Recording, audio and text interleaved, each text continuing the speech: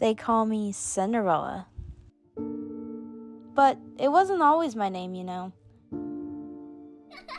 Once I was simply Ella, a girl with family, love, and warmth.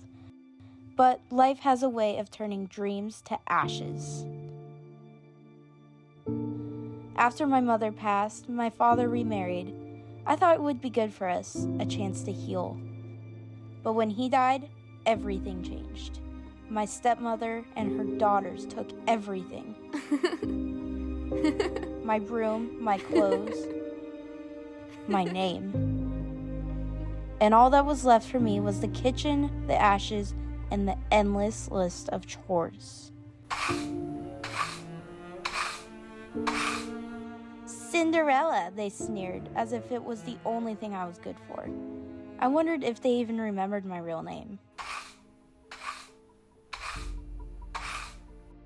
Then one day, everything changed.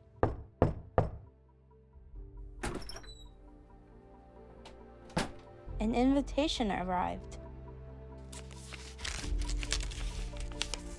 A royal ball.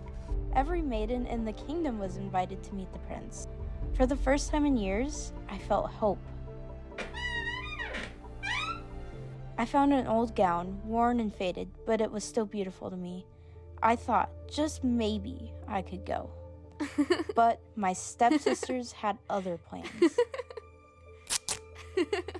They ripped the gown into shreds, laughing as they left me behind. Cinderella at a ball, they said? Don't be ridiculous. Alone in the garden, I cried. And that's when I heard her voice.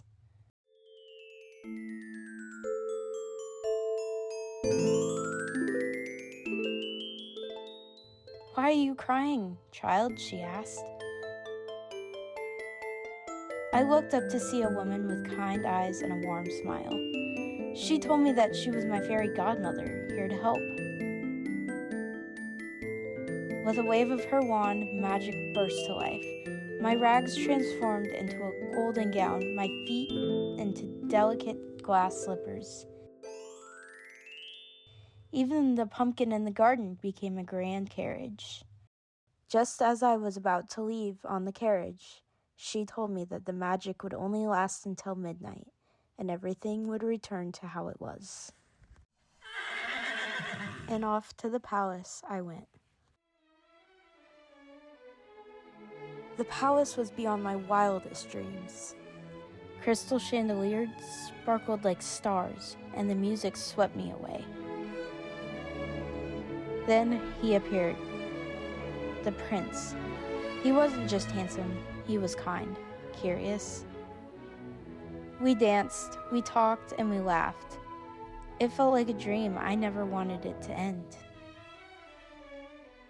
But the clock struck midnight, and I remembered her warning.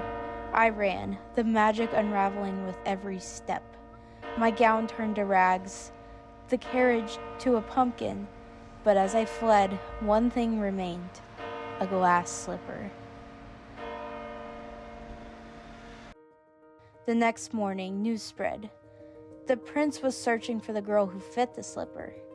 I kept quiet, afraid they wouldn't believe it's me.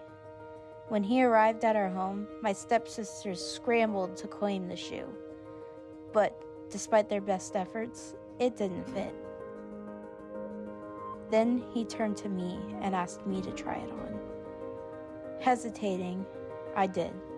The moment the slipper fit, his eyes lit up. For the first time in years, I felt seen. From the ashes, I found my light. The story isn't just about magic or princes. It's about hope and the courage to dream, even when the world tells you not to.